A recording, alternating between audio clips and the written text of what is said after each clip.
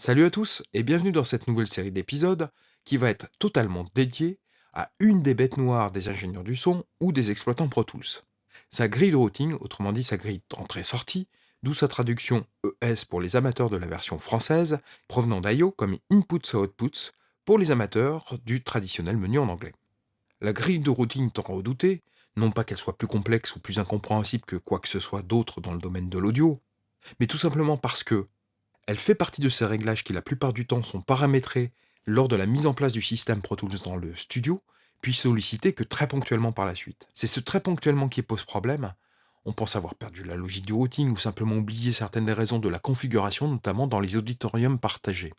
Ou parfois on redoute simplement les incidences liées à la manipulation des paramètres, car on a peu de temps devant soi, etc. Les raisons en sont aussi nombreuses que les situations rencontrées.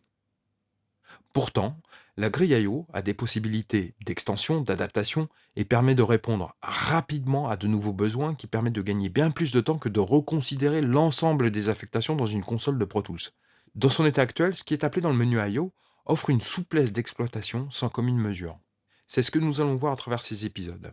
Et puis soyez sans crainte, la grille de routing c'est comme le vélo, ça ne s'oublie pas. Il faut juste se rappeler dans quel sens pédaler. La grille de routing a connu plusieurs étapes évolutives. Même si elle a toujours existé dans Pro Tools, sa première grande refonte fut avec la version 5.1 pour l'implémentation du mixage multicanal. La seconde grande révision fut avec la version 8 et surtout la version 8.1 qui a donné un plus grand rôle à la partie bus, notamment en pouvant les affecter ou non à des sorties physiques du système, et donc de pouvoir contrôler la sommation dans un bus par une tranche master. Et maintenant la version 12, qui intègre une nouvelle gestion des affectations de sortie par les bus, et aussi une gestion plus souple et plus fiable de la transmission de la grille de routing par la session et par les fonctions d'import. D'ailleurs au final, les nouvelles fonctionnalités de la grille I/O ont été les principales évolutions ayant caractérisé la version 12. C'est un peu tout cela qu'on va voir à travers ces épisodes. Par ailleurs, dès que des fonctionnalités seront spécifiques à la version 12 ou ultérieure, je ne manquerai pas de le préciser ou de le signaler, afin que vous évitiez quelques surprises si vous travaillez avec une version 11 par exemple.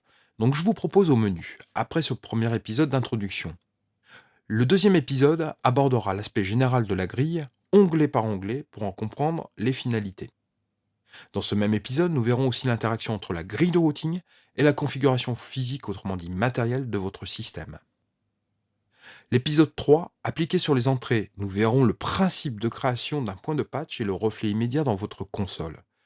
Nous aborderons ainsi la gestion des points de connexion, la création de sous-points de patch et les intérêts qu'ils représentent. Épisode 4, nous aborderons le même principe sur les sorties en explorant les réglages et certaines options spécifiques à celles-ci. Nous verrons également dans ce même épisode l'interaction des sorties sur la section bus de la grille d'entrée-sortie. L'épisode 5, justement, les fameux bus.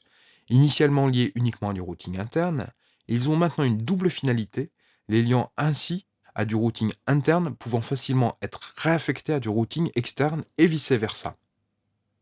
Dans l'épisode 6, nous verrons les options d'import et d'export de grille de routing avec, entre autres, l'option Restore from Session apparue dans la version 12. L'épisode 7 nous permettra d'aborder des cas concrets d'ouverture de projet et de gestion et correspondance de la grille de routing. Et l'épisode 8 sera notre conclusion. Prenons maintenant la route de l'exploration de cette grille de routing afin de ne plus être perdu ou fébrile dès qu'il s'agit de la faire évoluer. Replongeons-nous dans l'univers de l'IO de Pro Tools et c'est maintenant.